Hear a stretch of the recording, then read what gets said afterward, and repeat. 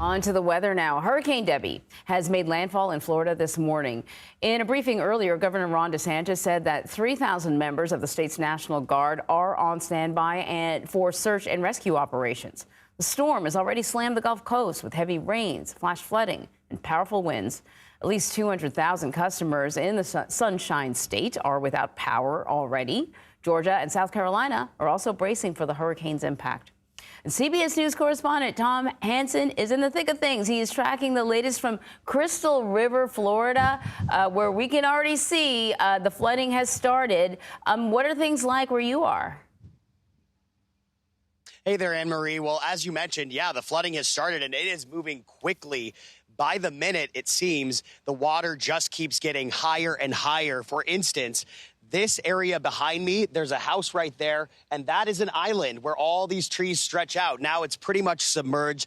No doubt the people there concerned about the issue of flooding. And I want to walk around here just a little bit because you can see how deep it is. We're standing on a seawall. This is an inlet in Crystal River, Florida, and you can see that the seawall is completely submerged. The water has jumped up about a couple feet. And, you know, it only takes 1 foot for a car to float. So this is certainly an issue for people who are trying to get around today. Potentially a dangerous issue if they're using a car. The old adage, turn around, don't drown, is very much something that people should heed in this area, Anne-Marie. So a developing situation with the floods here, and that is a primary concern with Debby. Anne-Marie? Yeah, and it's always concerning, too, when people lose power, especially when we're talking about, areas where things can get pretty hot.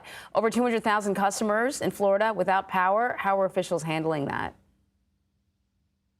Yeah, and that number is expected to go up as this storm system pushes through further. Now, as you mentioned, Ron DeSantis did come out yesterday and say that thousands of workers are on the ground ready to jump into action and fix the power when the situation is safe. But as you can see with this floodwater that goes so deep, that's going to be a while before they can safely navigate the streets here with all of the downed power lines, which can create, obviously, a significant hazard. Other things that you have to factor in, all of the wildlife that's in this area, alligators, snapping turtles, large fish, manatees, those kinds of things, they move in with the floodwater as well. Those are going to be some complications that workers have on the ground here, Anne-Marie. And then what are the other concerns over the next few days?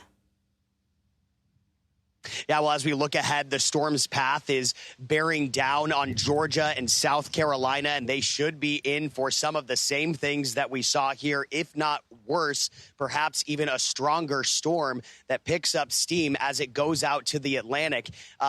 They are bracing for impact there, taking preparations. There are obviously sandbags going up, things of that nature. But this is a Category 1 storm. It is certainly not a weak storm, and it has brought with it some potentially catastrophic conditions. It's going to bear down on Georgia and South Carolina next, Anne-Marie. All right, Tom, thank you very much. Stay safe.